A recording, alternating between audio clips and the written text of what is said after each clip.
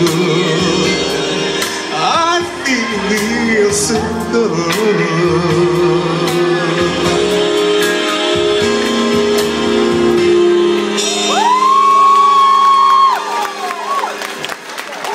Mr. Edsel, are you feeling good? Yes. Are you feeling good?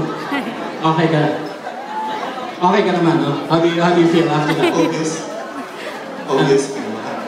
Kinabahan daw. Okay. Judge?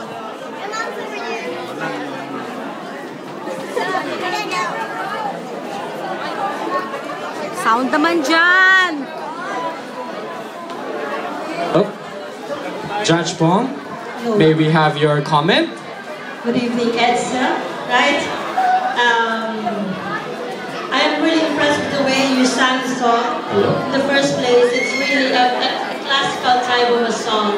And yet, hello, makinig po tayo mga bata.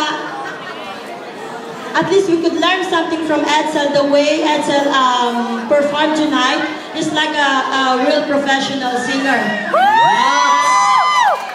And so, with regards to his voice quality, the laddering, the voice dynamics are really excellent. Laddering, shifting from one note to another, it's really clear. And yet the confidence is superlative. So, congratulations.